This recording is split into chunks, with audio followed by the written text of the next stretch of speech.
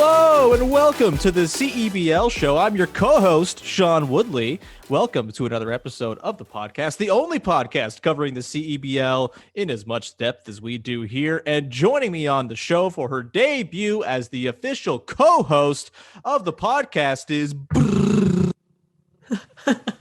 Amy Audibert. Amy, how's it going?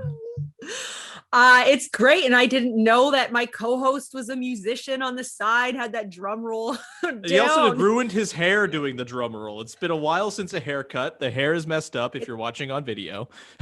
It's called commitment.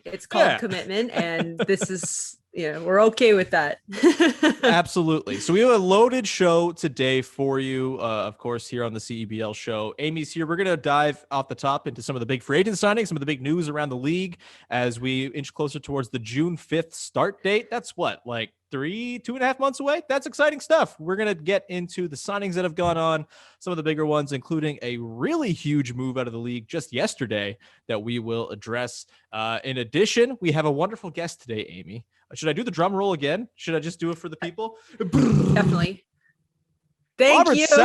Robert Sacre, the new assistant GM, former LA Laker, of course, Canadian basketball national teamer, and all of that good stuff. Robert Sacre is here as I fix my hair once again after the drum roll, and Robert Sacre is going to join us for the second part of the show to talk about his new gig with Fraser Valley and a whole bunch more. It's going to be awesome. Before we get to Bob Sacre, let's start, Amy, with some of the big free agent signings around the CEBL. Some big news is coming down. And most recently, the big news yesterday was that Travis Daniels has signed with the Saskatchewan Rattlers after spending 2 years with the defending champion Edmonton Stingers. For my money, in the first season of the CEBL, he was my MVP pick. He ends up losing out to Xavier Moon on his own team in that conversation in the first season. Last year was excellent as well, as the Stingers go on and win the CEBL championship. And now he's going to Saskatchewan, which is a big move, a big power shakeup that's going to leave that Edmonton team needing to fill a really big import hole. But for you, Amy, what does this move mean for Saskatchewan? Big time. Like you said, this is one of the better bigs in this league. He's extremely explosive and mobile. Just brings a different level of energy as well when he's on the court. This was the one, so there's been some great announcements as the CBL just continues to whoop and everything, the names they bring in. This one threw me the curveball yesterday. Yeah. I was truly surprised with the move because last year was my first year covering the league and I worked the sideline. So I really got to get to know some of the guys and dive into the story and the organizations. And this Edmonton Stingers organization, the one thing that's just entirely consistent across the board is how much the guys love the community and, how much they really loved really loved playing with each other. And so it was interesting, and congratulations to Saskatchewan. I'd love to know the conversations that went into this acquisition and move, because I also thought Jordan Baker, along with Travis Daniels, was one of the more elite bigs duos in the entire league. Unstoppable. Yeah. I'm glad you said it. So really excited for Saskatchewan because, like I said, just one of the more high energy big guys inside. And like you said, we're going to see how Edmonton is able to kind of swerve and pivot and get someone else and keep the ball rolling for them. Also a bit of a return to OG form for Saskatchewan as they started out the first season of the CEBL super reliant on their imports. They had Bruce Massey, they had Tavrion Dawson, who led the league in scoring in the first year of the league, both of whom left the team in the middle of the season for personal reasons. And then they leaned into Canadian talent for the better part of a year and a half. They were pretty Canadian heavy last year as well. And this year it's back to bring in the excellent import, one of, for my money, the 2 or 3 best imports in the league at this point. It's a huge move. Daniels is awesome. He can play the 4 or the 5. You can and you saw this with Edmonton last year, their lineup versatility where they could play Baker and Daniels together. They could play those two with another big in Brody Clark, and they were excellent. I'm very excited for this move for Saskatchewan. I can't wait to see how they fill it out. Him and Negus Webster-Chan, though, as a starting building block who just re-upped as well with Saskatchewan. That is a damn good place to start for Chad Jacobson and Barry Rawlick. A couple other signings here we should get into, Amy. Actually, on the morning of recording here on Wednesday the 17th, you're probably hearing this on the 18th, so apologies for the strange chronology of when we're referring to these signings. It's podcast magic, baby. But Oluwaseolu, who was formerly of the Fraser Valley Bandits, had a big Elam ending bucket at one point last year in the summer series. Kind of, a human bowling ball is kind of how I would describe him. Just a dude who looks like when you get hit by him, it hurts a lot and you feel it for many, many days afterwards. He is signed with the Niagara River Lions, which is a bit of an interesting one. What do you think of this move here, Amy? Yeah, also, so kind of going, okay, Travis is moving, and then you wake up and you're on the gram and you see the release about Olu, and you're like, oh, again, big time for Niagara. Fraser Valley definitely has this vibe of togetherness as well. And don't forget that big bucket from Olu in the semifinals last year was off Junior Cadogan in maybe one of the best, just best pass and finish maybe that we saw in the entire summer series last year, because they had played together too since high school, I think. So Olu's also making that decision, but don't forget too, right? These guys are planning on being in their home markets this year. And for Olu, maybe being in Niagara is kind of the way to go for him. This, to be honest, Sean, the last 2 days is what I've been waiting for with this league, because we've seen a lot of great signings and a lot of fantastic re-signings. I think these two back-to-back moves have made things even more interesting and exciting. Yeah, this is what you want. Let me just go. And this is what you want, right? This is what the league wants. They want the fans to start really engaging and either really celebrating or not being too happy about these moves. But this is part of the drama of professional sport. So kudos to the GMs for getting this ball kind of rolling as well. Yeah, Mike Moriali last time we did an episode 2 weeks ago made the point that, it's really great to have continuity and have players staying and building culture within their own cities, but also those little instances of player movement also add some spice. And now you've got every Edmonton, Saskatchewan game is going to be heated. Every Fraser Valley and Niagara game now is going to be heated. And I like this move a lot for the River Lions because, look, the River Lions were, I think it's fair to say, a bit of a disappointment last season compared to expectations. They did not really, they kind of struggled their way through the play-in round or the round robin, and they didn't make it to the final, which I think everybody kind of expected before the season that they would with the signings that they made. And I think what at least my impression of the team was last year was there might have just been too many cooks in the kitchen, too many dudes who need the ball in their hands. And look, they brought back a few of those guys. Cassius Robertson's coming back. That's huge. Trey Bell Haynes, of course, a staple of the league at this point. And I think with Oluwaseolu, he is not a high usage guy who demands the ball every time down the floor, right? He's going to get those garbage buckets. He's going to work the offensive glass. He can play a low usage role where he can screen and just sort of be a guy who makes space for others out there. And I think that's exactly what the Niagara team needed, is just someone who can really slot into a fourth or fifth option role and not need the ball every time down the floor, because they're loaded with talent. They're loaded with scorers and shooters and guys who can handle the ball. But I think at some point you get diminishing returns when you have that many ball handlers and scorers in the lineup without sort of connectors, the way I think Oluwaseolu is going to really sort of step in and provide for that team. I think this is a great move for Vic Razzo and for Niagara. A couple other signings we should get into here, Amy. Okay, let's do this. What's one for you that stands out as, oh, that's a pretty interesting one, whether it's someone re-signing, whether it's a new face joining a team? I'm sorry, but I'm just going back to the last 2 days. Those are the biggest things, and they're the most exciting. But we said Cody John re-signing with Hamilton was awesome. This was a guy who was playing behind Dwayne Notice last year when Dwayne got hurt. He stepped in and then really took off for Hamilton.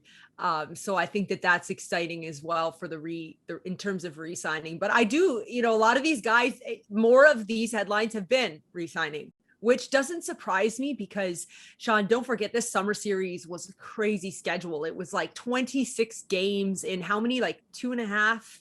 I should know because I was you were doing all the games. Yeah. It's all a blur, right?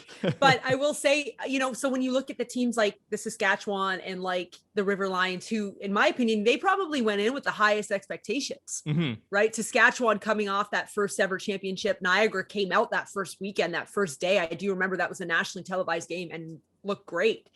And so I do appreciate the re-signings. I think it's guys saying, all right, like we want to run it back. We want to have that like actual season vibe. And I think the GMs kind of want that too, right? You don't see a whole lot. It's funny, like the magnitude of the last 2 days and those two huge signings compared to the re-signings. There's been so many more re-signings, and I think I do enjoy that, especially just going from the summer series into a regular season.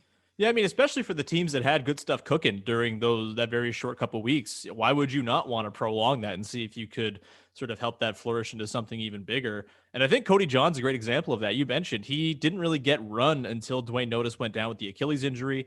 By the way, Notice is re-signed with the Honey Badgers. I actually had Dwayne Notice on my Raptors podcast a couple months back, and he said his recovery is going great. He's on track to hopefully be back on the floor soon, getting some work in, which is awesome to see.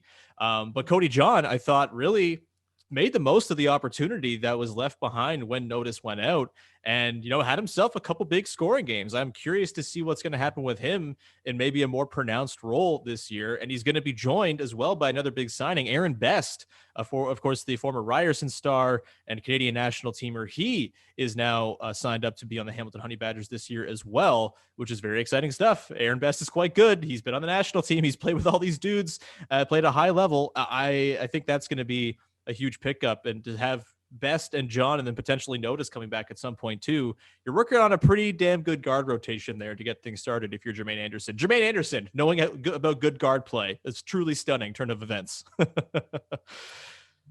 And I think the closer we get to this June 5th tip-off, but really training camp in the weeks before that, you're going to see some interesting names, because this whole COVID situation, right? Mm-hmm. We talk, with Nick Stauskas, we talked to him during the 905, and just how much COVID has affected guys and their playing schedule and where they're used to playing, as opposed to just getting on the court and playing. And we've seen it. The CEBL is an excellent opportunity for guys to get out there, to fall into a system, to play well in it, and then have tape. And so with Europe being a little bit more messed up this year with COVID, I'm excited to see who's going to decide that they just want to get out there and play as well, because the CBL is like, let's go. They've now kind of established themselves as a league, and they're doing great things. They're doing big things. And in the next month or so, I know I'm going to be really delighted when I'm on my social media or getting those emails with the headlines of who's come on board.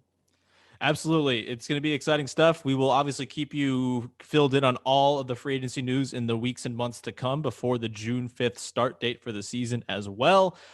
Before we get now to our interview with Robert Sacre, the now assistant GM of the Fraser Valley Bandits, just a heads up, make sure you're following us on social media for all the best CEBL content from across all platforms, Instagram, Twitter, Facebook, wherever you name it. We have great stuff for you, including our faces at some point from this podcast. Isn't that fun, Amy?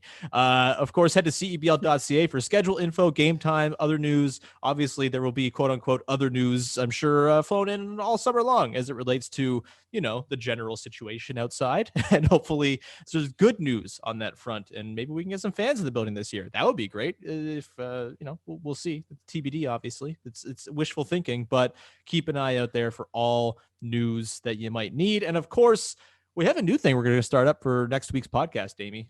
2 weeks from now, actually, we go bi-weekly here, but we're going to start taking listener recommendations for what we're going to discuss on the podcast. So if you have something you want us to talk about, please tweet in your suggestions with the hashtag CEBL podcast for a chance to have your question or suggestion talked about here on the CEBL show. Hashtag CEBL podcast with your listener recommendations. It's always appreciated. And thanks so much. Let's now, Amy, transition into our conversation with Robert Sacre, the new assistant GM of the Fraser Valley Bandits, coming up. All right, joining us now on the CEBL show, he is a former Los Angeles Laker. He is also the new assistant GM of the Fraser Valley Bandits. Joining myself and Amy here on the podcast, it's Rob Sacre. Rob, how's it going, man? Fantastic. Thank you guys for having me. Thanks for being here. We really appreciate it. It's awesome to have you as part of the league now, and you join a growing longer list of guys with former pro experience, former NBA experience, now working within the league. I know you're buddies with Javon Shepherd, Andy Routens, Jermaine Anderson, Joel Anthony. It's got to be fun to be along and competing with those guys at a different level now, huh? Absolutely, and it's somewhat surreal, just to be a part of something special that's growing in Canada. I'm just glad to be a part of it. Let me just ask you, has the banter started yet? all those guys, you're friendly with them at some point, Oh, right? I know it's all fun and games, but when does it start for real? I texted Javon before the announcement came out. I texted Javon and I was like, hey, just get ready. What? You probably ruined his day because Ottawa's Oh. been putting out some big names, filling up that staff, and then you're like, hold my Yeah. cocaine. Yeah. Oh man. I just told him, I said, just get ready, man. Just be prepared. And he goes, for what? I said, got something in store for you, brother. So how does the partnership with the Fraser Valley Bandits come along? Obviously the team's existed for a couple years now. You're a BC guy. It doesn't really strike as all that shocking that you'd come together at some point, but how did they first reach out to you? Did you reach out to them? They just followed me on Twitter. So I ended up following back and I got connected. Hey, I sent him a message, was like, hey, if you guys need a head coach, let me know. Oh no. And just as a joke, I didn't really know much about it. But then long story short, the president called me the next day, whoop, whoop, and we've been talking ever since, and we made this thing happen. Sounds like a dating advice. I was just gonna say, sounds like dating advice. Like I followed them, they followed me back, and boom, it's a perfect match. I wish it was that easy. Let me just ask you this. So do you have a relationship with Kyle Julius already before this, or have you known KJ? I never knew him before this. Okay. All right. What so is that? Let me ask you now quick, everyone says that because KJ's special. Yeah. I mean, he's honestly one of my favorite coaches to interview because he tells it how it is. He doesn't sugarcoat stuff. He tells everybody exactly what's up here, probably, toned back a little bit. But what have your conversations been like with him? Fantastic. I love him. Yeah. We're on the same page on how we just speak and kind of don't hold back. And I respect that a lot. So it's been great. I truly enjoy everything that I've been a part of so far, and I'm looking forward to the future. So for you, Rob, was being in the front office of a team ever something you kind of aspired to when you were in your playing career or whatever? Or was it always like, oh yeah, I'm going to be an executive one day and that's going to be it? Or was this kind of here's this cool opportunity, let me just hop on it because it's just sort of here and we'll see where it goes? So, I guess, is this something you've been building towards? I guess academically, if you look at it, I have. I finished up my master's in athletic administration, and I've been in fundraising for Gonzaga for the last year. So I've been in the athletic department and learning that skill set and all that. But you know what? Kind of a little bit of 50-50 on that question. I took a little bit of serendipity, and then at the same time, it was I wanted to be an executive, but at the same time, it kind of just fell in my lap in the same way. I would ask you this. Fraser Valley's an interesting organization right now, going through, Kyle Julius is going to stay overseas because of travel. And so David Singleton's interim head coach. Maybe an opportunity for you as well, just to have a different type of voice in terms of leadership. And so how do you hope to immediately impact this team? I just want to get these guys motivated by any means necessary, and just get this to be a successful franchise. I'm looking forward to building this up for something bigger and better in the future, and that's all I can focus on. Last year, Fraser Valley was kind of the surprise of the CEBL Summer Series. I famously on this podcast predicted them to come last and miss the play-in. That was very wrong. They go to the final, obviously, on the back of a lot of really great veteran performances. Jehens Manigad, for example, stands out. Do you expect to see sort of a similar makeup to the roster this year with guys who are kind of been around the block, guys who have some chemistry, maybe a lot of guys returning from last year? The news just dropped this morning as we record that Oluwaseolu has now signed with Niagara, so he's not going to be around. But, do you think bringing back a lot of the guys that made last year work is probably going to be the way to go for you guys? I think, to be honest with you, we're going to be a gritty, hard-nosed team. I think the way we have created a little bit of a what's the word I'm looking for right now? It's a little early for me, y'all. The way we've created why am I blanking out right now? Your culture. Culture. Your culture Is that the one? fantastic. I know. That's what I'm trying to get out, man. Damn. It's early for you. You're right. It's Europe Pacific time. It's okay. Oh man, it's slow motion is better than no motion in my eyes. You dig? I like it. I'm writing that one down. But the way we built our culture is we want to be a gritty, hard-nosed team, and I'm super excited to see where this goes, and we want to get out and push the ball and be an up-paced team, and I think we're going to surprise a lot of people. And the last thing I'll just kind of ask you about Fraser Valley. Last year was my first year covering the league, but I do know, at least on social media, you guys have one of the bigger fan bases and engagement and everything. And so do you know a bit, have you been following their social or their fan bases, because they are really in tune with the Bandits? No, we have a great fan base. I think we have the number one fan base in the league, and it's incredible. And I'm pumped for that. And I just want a bigger fan base, and I want the whole lower mainland of Vancouver, everybody to be a Bandit fan. So Rob, the CEBL is now going into its third year, and I'm always curious for people who are new to the league what their impressions of the league were before they joined it. I think there's a bit more of sort of a reputation built up for the league now with the way they put on the summer series so successfully last year. We mentioned all the big names from Canada basketball lore that are now part of the league. First of all, what drew you to the league, and did you know much about it outside of the Twitter DM with the team, and sort of being in the league now and seeing what it does and the number of Canadians who are able to play in it? What are your thoughts on what this league means to players who are coming up the way, you were 10, 15 years ago, to have that outlet now for players? How important do you think that is? I think it's extremely important. And going back to that question is I look at it as I had no idea what the league was. I had no clue, to be honest with you.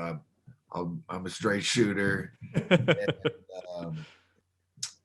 And when the coach started, when the president hit me up, I was kind of intrigued of what's going on, what happened. Like the first day we talked, I was like, oh, there's a league going on. Like there's a 2-year, it's only been 2 years.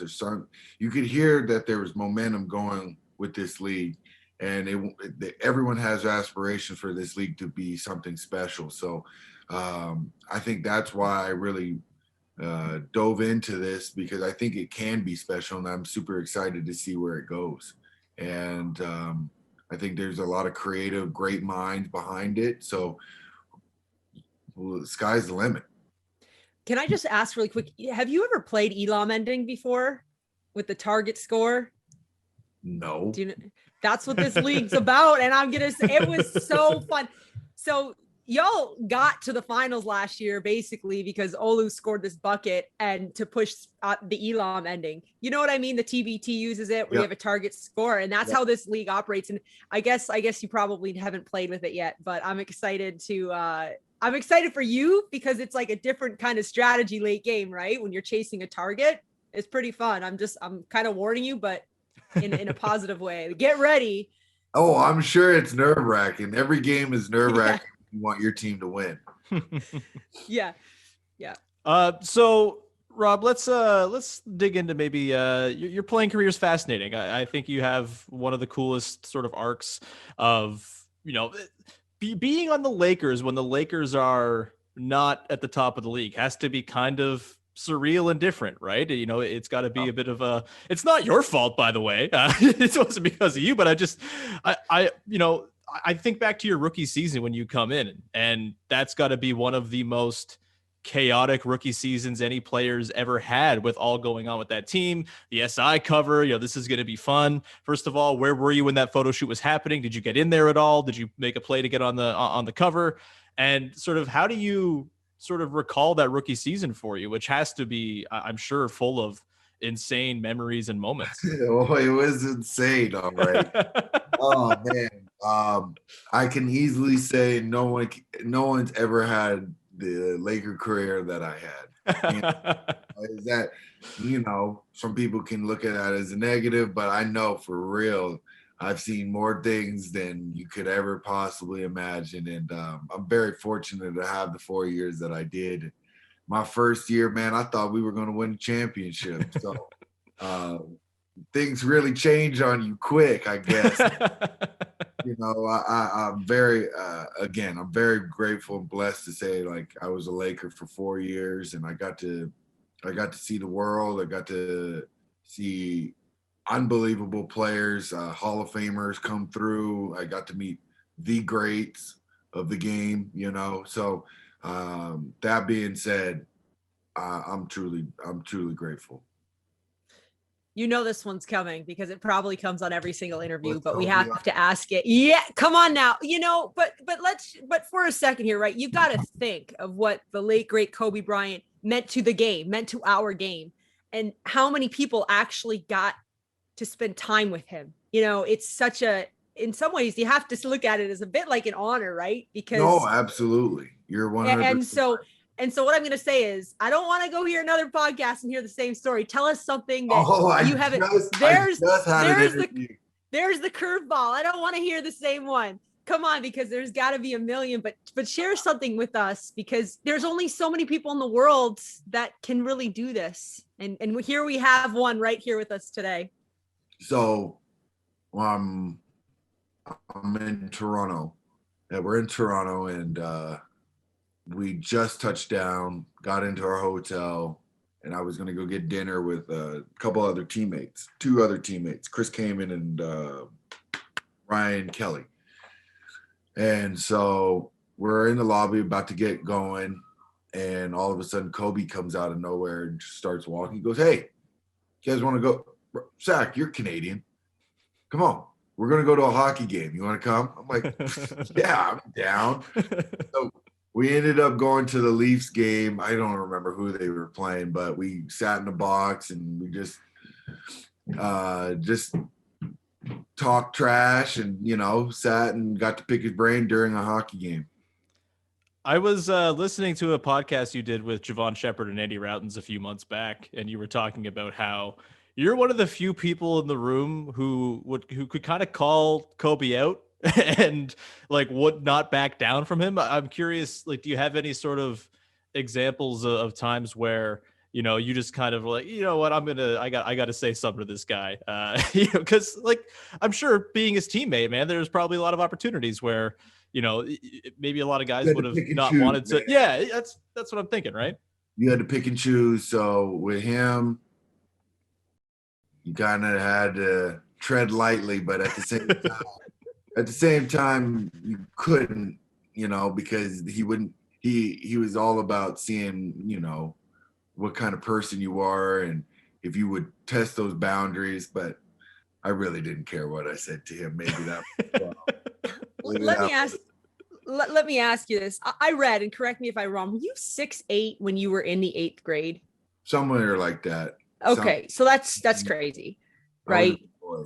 Yeah, I mean, 6'8" when you're 13 years old, and so you wonder, like, you're the one guy that can kind of go at Kobe, and you look at the career you've had and the way you've been able to kind of just continue to persevere.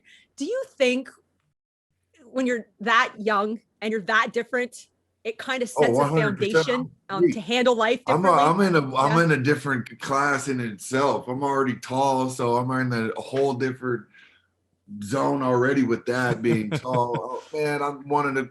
God only made one blueprint of me because I couldn't handle the competition. That's the real deal, I love it. Yeah, I truly believe I'm one of a kind, and so I know that, and I rock it out. I don't really care.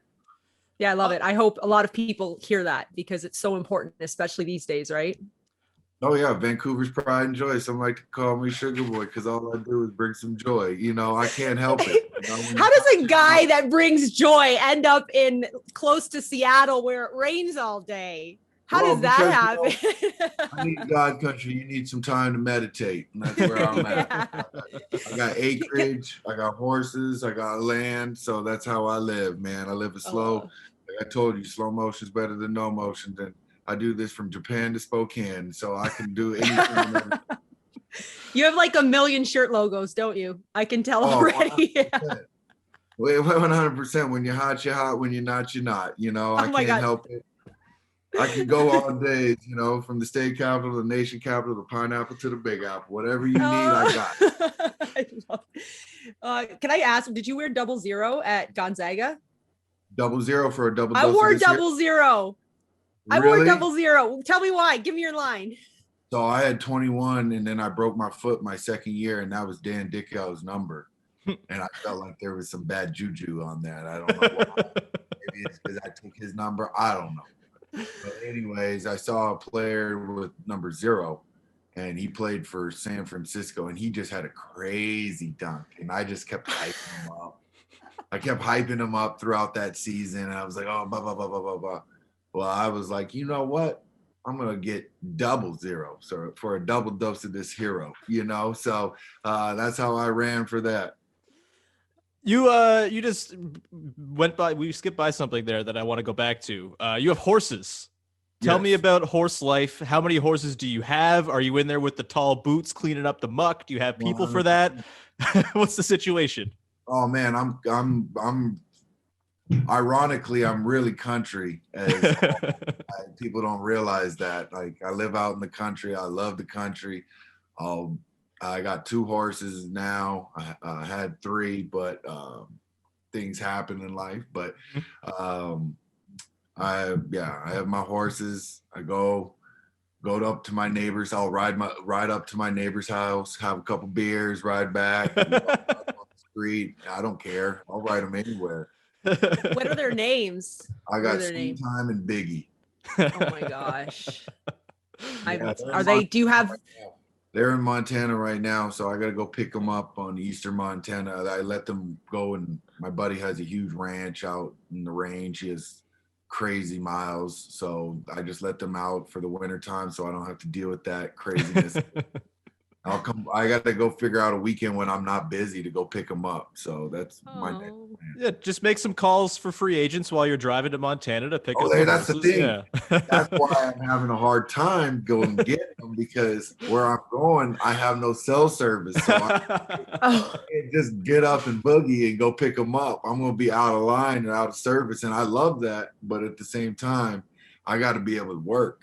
Has the recruiting process for free agents started for you? And like, what's the Rolodex looking? Are people reaching out to you saying, "Hey, man, is there a roster spot?" Like, what's the early recruiting process like? No, it's always working. You know, I can't sit still. I'm always working. I'm always moving and grooving, and so I gotta make sure that we get the best talent we can for this team, and make sure that we're one of the top teams in this league. I gotta ask one thing.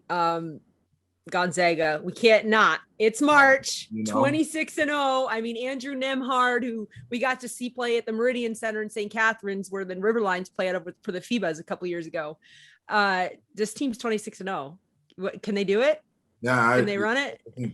I think Final Four is if they make it to the Final Four, then they're good. But if they don't make it anywhere to the Final Four, it's a bust. They know that. I don't need to tell them that. They're strong-willed and hungry to play, and they want to win a national championship. So I'm super excited to be a part of this again too. Like I tell people, I'm too blessed to be stressed, and so I get to be able to watch these people, and it's incredible to see what Coach Few has done. For you, ever since graduating, what's your relationship been like with the team? I know it's got to be close, as it's a lot of the case with former pros from colleges, but it feels like Gonzaga in particular is kind of even like a smaller, more close-knit community than a lot of other schools would be. For sure. I look at what Coach Few has created, and he's created this family atmosphere, especially within Spokane. And what I always tell people is Gonzaga is to Spokane as LA is to the Lakers, or whatever. You're on that type of pedestal as soon as you walk into this town, and it's incredible to have that fan base. And I think before me, almost every guy, maybe a handful of guys didn't move back, but everyone ends up moving back here. It's a special place, and it's hard to describe, but what I helped out was I was fundraising for Gonzaga this past year after I retired, finishing out my master's and working out with some of those guys, working it out until this Twilight Zone bubble. And kind of those guys were kind of ISO'd. I felt like I was dirty or something because I wasn't able to get near the team. I said, what's wrong? Am I a dirty person or something? Come on, let me put these guys out. But at the end of the day, man, it's all good. I'm just so happy to see where they're at and where they can go. Do you have any kind of relationship with Kelly Olynyk? Yeah, I talked to Kelly not too long, maybe a month and a half ago, 2 months ago. Yeah, we're cool. I love Kels. I'm so proud of what he's done in his career, and he still looks like he's progressing and getting better. So it's great to see what he's doing. You're gonna have him in a Bandits jersey eventually, right? That's the goal. We can talk about the future later, but I'm always about the now. I hear it. Is Adam Morrison one of the dudes who moved back to Spokane and just hanging out? Dog, man, that's my big dog. That's my guy. I see Adam quite a bit, and we're a good couple to hang out with and talk to and drink beer and just have a good time, man. That's my partner. He seems like one of the more well-adjusted former NBA players that you could come across, right? Like he just seems like, maybe the career didn't go the way it was supposed to with the high draft status and all that, but he seems just entirely at peace with it. And that's very, I think, kind of tough to come by, no? It is, but I think with the community we live in Spokane, it's easy to just stay centered, stay focused, stay 100%, who you are. And that's what I love about being here. What are the pickup runs like out in Spokane with all you guys? Oh, it's lit. It's fun. They in the summertime especially, everybody comes back. You got about sometimes 20, 30 guys back here. It's a competitive atmosphere for sure. You got the Stocktons running around, those little buggers running around. But it's a great atmosphere for sure. Who's like the ringer that everybody wants on their pickup squad when they come back? David Stockton. All right. David Stockton, a little bugger. I'm actually work for him. I got to go do some work for him on his property here not too long. But David Stockton is he's a little pesty. He shouldn't come in your paint, right? I love playing with him, but when I play against him, he irks me. Is it just like he's like annoying? Is he doing the stuff like the try hard stuff in the gym that you're not supposed to be doing? He's just his dad, man. He's just his dad. And it's just and I love both. I love them all, but he just pisses me off. Well, Rob, we appreciate you so much for taking the time. We're so glad you're part of the CEBL. Hopefully, we'll be able to do this again sometime in the coming months and years here as you get your feet wet. And all the best to you. Thanks so much, and hopefully, we can talk to you soon. Thank you guys very much. I appreciate you. And like you said, if you guys want to talk to me, asking you shall receive, man. All right, Robert Sacre. Thank you so much. Thank you.